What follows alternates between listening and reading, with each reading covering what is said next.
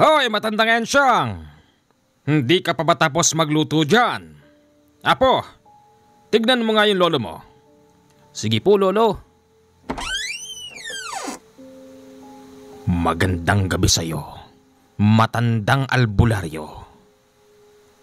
Teka, sino kayo? Anong ginagawa nyo rito? Nakakatakot ang presensya nila. Ngayon pa lang ako nakaramdam ng gantong klase ng takot. Ikaw ba yung veteranong sundalo na isang mahusay na albularyo? Oo. Ako si Pabelyo. Tama pala ang napasok namin bahay. Para sa iyong kaalaman, ako nga pala si Labio. At ako naman si Pabilando. Ha? Labio? Pabilando? Anong kailangan nyo? Bakit kayo nandito? Oh, kumay. Teka, akala ko ba'y tapos ka nang tumanggap ng pasyente, ha, Pabelyo? Pumasok ka roon siyang. Ano ba yung bit-bit mo na yan, Lola? Parang palagay ko, masarap yan. Oo, masarap to. Pero para lang ito sa pamilya ko. At hindi para sa inyong dalawa. Teka nga, Pabelyo. Bakit di mo papalayasin tong dalawang kumag na ito? Tumahimik ka, Ensyang. Hindi mo ba nararamdaman ang presensya ng mga ito? Ano ka ba, Pabelyo? Huwag mo nga akong ipapara sa'yo na merong kaalaman. Kumain na tayo. Marami naman ang luto ko. Magsabay-sabay na tayo. Huwag ka namang panira dyan. Anong? Oo nga naman. Huwag kang panira. Pabelyo. Parang masarap yan, Lola. Talagang masarap ito. Ito ang specialty ng mga Kapampangan. Sisig. Uy, tandang Pabelyo na isang veteranong sundalo. Siguro naman alam mo kung anong kaya namin gawin. Ngayon, papatayin namin kayong lahat sa oras na hindi namin magustuhan ang luto ni Lola. Ha? Masarap yan. Purong Kapampangan ang asawa ko na yan, kaya magaling siya sa ganyang klase ng putahe. Kung ganon, simulan na natin kumain. At pagkatapos kumain, doon namin sasabihin ang pakay namin sa inyo. Basta siguraduhin mo lang, manang, na masarap ang luto mo, dahil sa oras na matikman ko'y hindi maganda sa aking panlasa, mamamatay kayong tatlo rito. Sige. Binaba na ng matandang Ensyang yung malaking mangkok na naglalaman ng napakasarap na sisig. Unang tumikim si Pabilando. Sumunod naman si Labio. Anong lasa?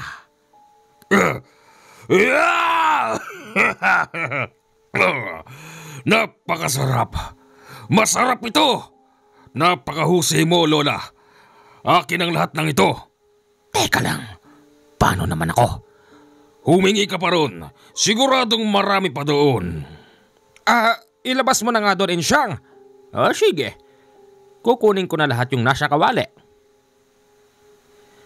Dahil sa nagustuhan yon ni Pabilando at ni Labio, hindi sila sinaktan ng dalawang lalaki. Pagkatapos nitong kumain, doon palang sinabi ng dalawa ang tunay nilang pakay.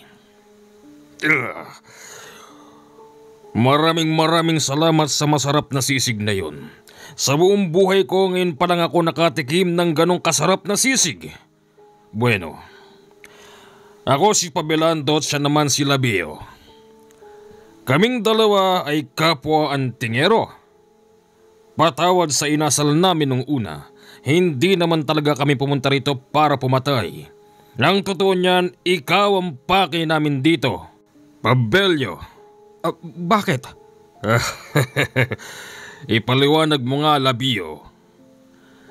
Ang totoo niyan, naghahanap kami ng makakasama. Ang kailangan namin ay merong dating karanasan pagdating sa putukan. Hindi ba Tandang Pabelyo isa kang veteranong sundalo? Oo. Ilang taon na simula nang nakidigma ka laban sa mga dayuhang Hapon. 30 taon na nakakalipas.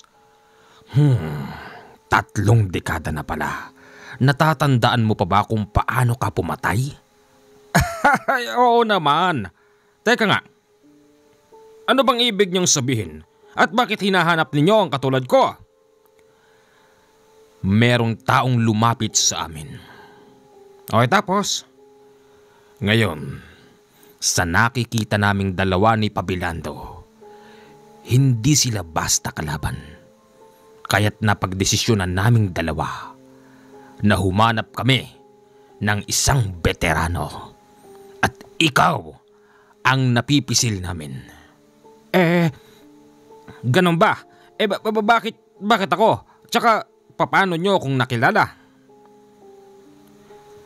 Bilang mga antingero, may mga taong lumalapit sa amin para magpagamot. Pero hindi namin linya ang pagiging albularyo at magkaiba tayo ng antas ng lakas sa espiritual. Ngayon, meron kaming mga taong hindi natutulungan. Merong isang beses na lumapit sa amin. Kinutya kaming dalawa ni Labio. Ha? Diretsahin mo na nga ako. Kinutya kaming dalawa. Ang sabi sa amin, wala raw kaming kwentang mga antingero. Mabuti pa raw si Tatay Pabelyo na isang Bicolano ay napagaling ang kanilang karamdaman. Magmula noon, naging maugong na ang pangalan mo sa amin dalawa. At kung hindi mo lang na itatanong, dati na rin kaming pumupunta rito para alamin kung sino ka ba talaga. Sa ilang buwan na paninitik namin sa iyo, doon pa lang namin napag-alaman na isa ka palang veteranong sundalo. At hindi basta sundalo dahil isa ka ring mahusay na albularyo. Kaya't napagdesisyonan naming dalawa ni Labio na kunin ka namin bilang kasama para matapos ang problema ni Boss Richmond. Ganun ba? Pasok na pasok pala ako sa hinahanap ninyo Ngayon, yung problema ni Boss Richmond, sisiguruhin ko naman sa iyo, Pabelyo, na magkakaroon tayo doon. Ating magkakaibigan, walang lamangan. Pera ba yun? Pera yon. Bakit? Ano bang nangyari at kinakailangan niya ang serbisyo ng 2 antingero at 1 albularyo?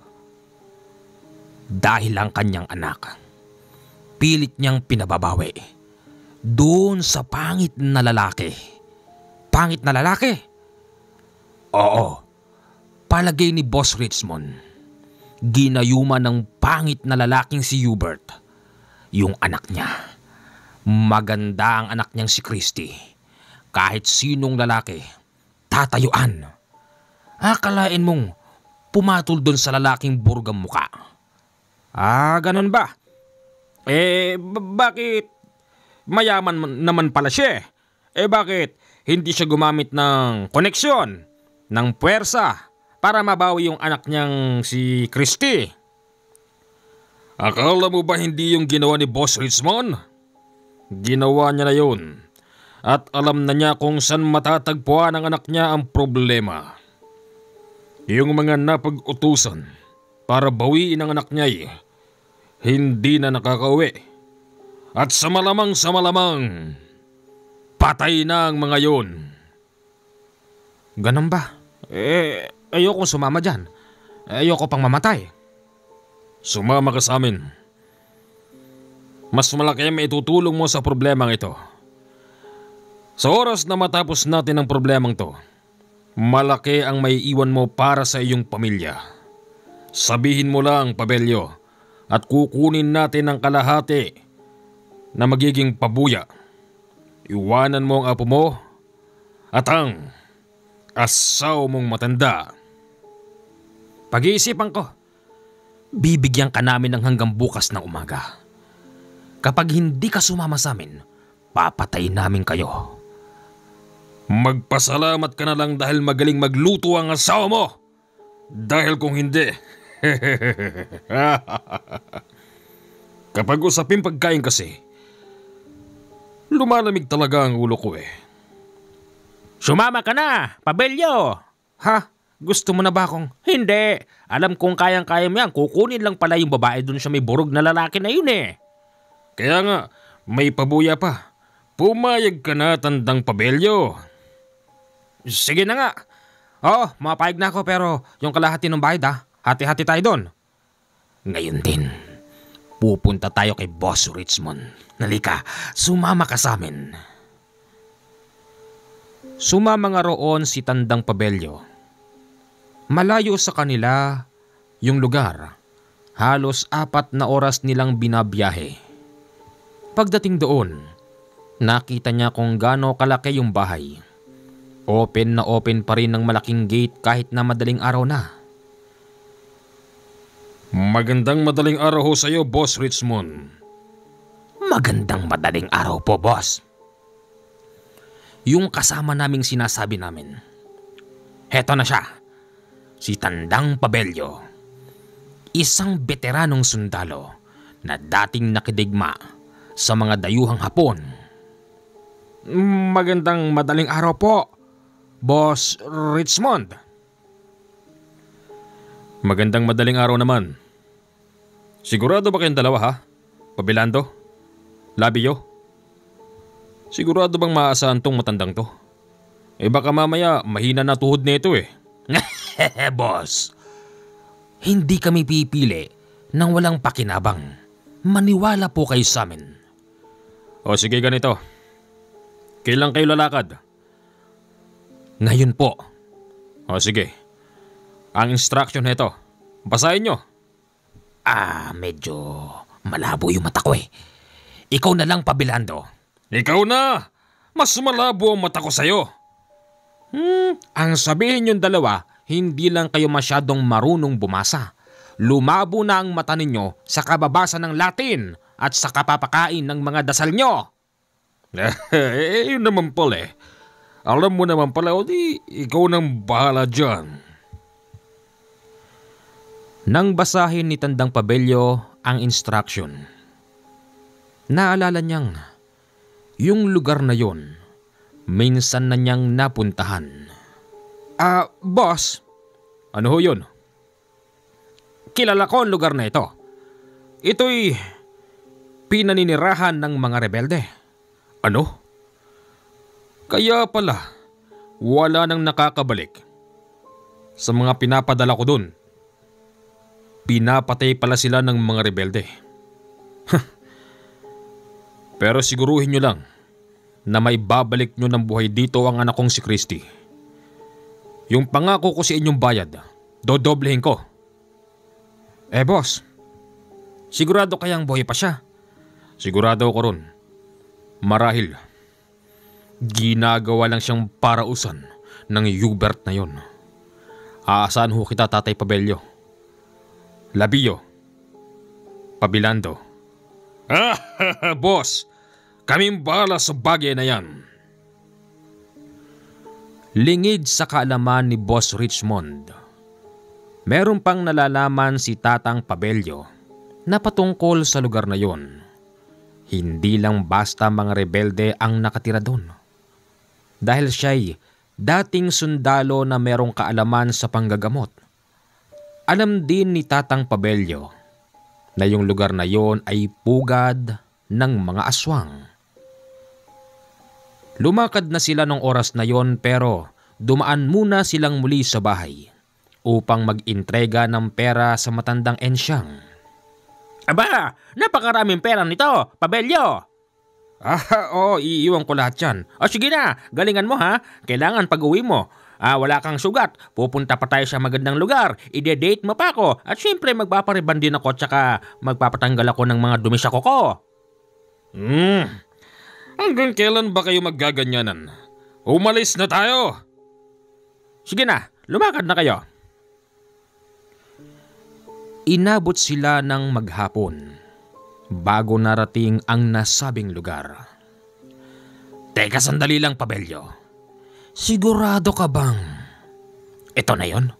Aba oo, palibhasa kasi kayo Latin lang ang kaya niyong basahin. Basahin mo nga ito. Ay, hindi ko mabasa. Hindi ko rin alam basahin yan. Kaya naman pala humanap kayo ng kasamang maasahan kasi parehas kayong walang alam. Basta, lumakad na tayo. Sandali lang. Labio? Ano yun? Bakit ba ganyan ang pangalan mo? Ito pinangalan sa akin ng nanay ko. Ganon ba? Pabilando. Ano yun?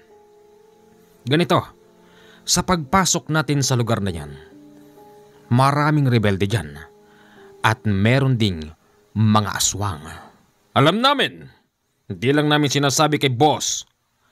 Ganito, tatatlo lang ang bilang natin. Kaya hindi po pwedeng makikipagsabayan tayo sa kanila. Bakit hindi natin sila tirahin ng patalikod, ng tulog? Hindi ka kanayon, Labio. Ganun ba? Sumunod tayo sa mas matanda sa atin at sa mas malawak ang karanasan. Ganito. Una aalamin natin kung nandyan ba talaga ang dalaga. Tapos, kapag merong nakakita sa atin, magpapanggap tayo na mga naliligaw sa lugar nila. Sa pagkakataon na yon, sigurado kong pagbabalakan nila tayong kainin. Hindi ba nila mararamdaman na isa kang albularyo? At kami mga antingero? May paraan dyan. Ako kaya kong itago kung sino ako. Sabagay, kaya din namin gawin yun. Ayun, mainam naman pala. Ngayon, sa loob lang ng isang araw siguradong pagbabalakan nila tayong kainin. O malamang sa malamang, iistimahin tayo ng maigi. Pakakainin nila tayo ng gusto natin. Pero wag kayo magtitiwala. Tsak na yung kakainin natin, merong halong mga orasyon nila para tayo makatulog. Mahirap na. Naintindihan ko. Siguro mas makakabuti kung dalawa na lang kayong lumakad. Tapos, backup nyo ko. Anong backup? Ang sabihin mo, Labio, naduduwag ka lang. Duwag! Ano? Sinong duwag? Tama na yan! Hindi kayo magkaintindihan. Hindi yan ang oras para magsagutan kayo. Hinaan nyo ng konti boses. Baka natatanaw tayo ng mga nakatira dyan. Magmula rito. Mataas tong bahaging tinutungtungan natin. Sabagay nga naman. Ganon ang instruction. Nagkakaintindihan ba tayo? Kunwari naliligaw tayo. Kapag inistima tayo ng maigi, tanggapin natin. At kapag nakita natin si Christy, at positive na talagang ayaw niya sa lugar na yon, kukunin natin siya. At papatay tayo ng kahit sino mang humarang. Sige. Tara na! Lumakad na sila nung oras na yon. Kunwari palinga-linga sila sa taas. Tapos may nakakita sa kanila. Agad silang sinigawan ng isang matandang lalaking may hawak na tungkod. Sino kaya? Anong ginagawa nyo rito sa aming baryo? Tatang. Naliligaw kami. Ano bang lugar ito? Ganun ba? Teka. Oo nga no. Mukha nga kayong mga naliligaw. Tatang, di kasi namin kabisado tong lugar na to eh. Baka naman pwedeng papadilim na kasi eh. Baka naman pwedeng makituloy muna dyan kahit isang gabi lang. Sige. Pumasok kayo sa loob. Pagpasok sa loob, wala palang ibang kasama yung matandang lalaki. Hanggang sa hinandaan sila nito ng tubig. Sige ho, hindi pa naman kami nauuhaw. Tsaka, Kami po'y mga taga Maynila. Hindi kami sanay sa tubig na nanggaling sa poso o sa balon. Huwag kayong mag-alala sa amin dahil meron kaming dalang mainom. Eto. Ganun ba? Napakasasyalan pala ng mga taga Maynila. Pabilando, Labio, may mga taong maligid. Ha? Teka lang ho, Tatang. Bakit may mga umaligid dyan? Hindi naman kami mga kalaban. Huwag kayong mag-alala. Marahil gusto lang nila kayong makilala. Ganun ba? O sige. Nagbukas ng pintuan ang matandang yun. Laking gulat nila. Ang daming mga binatang nakahubad at naka-istambay sa harap ng bahay. Teka lang. Hindi maganda ang pakiramdam ko rito. Umayos ka, mga aswang ang mga ito. Si Tandang Pabelyo napatingin sa bandang kanan. Doon niya nakita yung pinakakakaiba sa lahat ng taong yon. O sa lahat ng mga tao doon. Nandoon si Christy. Bagong ligo at maputing-maputi ang mga braso, lalo na yung muka. Naglalakad yon, tapos huminto at kumandong sa isang lalaking mataba na burog ang itsura. Sa palagay ko, yun na'y sinasabing lalaking sinamahan ni Christy, yung Hubert. Sa palagay ko rin. Iha, matanong ko lang. Ikaw ba'y taga rito ka bang talaga? Hindi ho. Kaya ako nandito kasi nagmamahalan kami ni Hubert. Sabi ko sa iyo, siya na nga yun. Kaya nga ang pangit pala talaga ng Hubert na yan. Mas pogi pa ako, mas lamang pa ako ng 3 paligo. Bakit? Teka, sino kayo? Parang ngayon lang natin sila nakita, no, Apong? Ngayon lang. Ipinapakilala ko sa inyo si... Pabelyo! Ako naman si Labio. At ako naman si Pabilando. Kaming tatlo'y naliligaw. Walang direksyon ang pupuntahan namin. Pasensya na kung medyo nagulo namin ang gabi nyo, pero kailangan na naming magpahingi. Huwag kayong mag-alala, bukas na bukas hindi pa man sumisikat ang araw, aalis na rin kami sa lugar na ito. Pasensya ng muli. Bakit naman aalis kayo agad? Hindi ba po pwedeng magkasiyahan muna tayo ngayong gabi? Oo nga, bakit di tayo magkasiyahan? Mag-inuman tayo. Siguro naman ganun sila kagaling mag-estima ng bisita rito. Sa palagay ko, tama si Hubert. Sige, magpapalabas ako ng masarap na pulutan. Tandang Elliot, magpalabas ka na ng alak. Sige. Sa loob lang ng 10 minuto, agad na naigayak ang lahat ng inumin at pulutan. Maski isa sa kanila walang gustong tumikim. Nako! Alam nyo kasi, hindi ako umiinom ng alak eh. Matanda na kasi ako, kaya iwas na ako sa ganyan. Ikaw? Ako? Hindi ko agad nasabi. Hindi rin talaga ako umiinom, kaya nga maganda ang pangangatamang ko. Ikaw? Ako? Hindi. Masama sa akin alak eh. Baka kasi pagalitan ako ng mama ko. Masyado kayong maraming pautot. Dapat ay sinabi ninyo para hindi na kami naghanda pa ng ganito kabongga. O sige na, pumasok na kayo sa loob. Hindi naman sila pinilit ng mga yun. Pagpasok sa loob, dinig pa rin nila yung ingay sa labas. Sumilip sila bahagya sa bintana at nakita nilang nag-iinom ang mga yun. Napansin din nilang si Christy nakikisali. Kaya walang imposible na baka naging aswang na rin ang babaeng yun. Ganito. Sigurado ako naging aswang na rin tong si Christy. Tignan nyo kung lumapang ng laman. Aba, parang di man lang nang didire. Meron akong duda. Parang palagay ko, yung kinakain nila, tao yun. Hindi kaya sila nakakalata na meron tayong kakayahan? Sa palagay mo, Tandang Pabelyo? Palagay ko, meron na silang alam. Kaya mas makabubuti kung dadalhin natin si Christy ng walang malay. Ako nang bahala doon. Tatanggalan ko siya ng malay. Bitbitin mo siya, Pabilando, at ikaw naman, Tatang. Bahala ka na sa mga rebelding aswang na yan. O sige.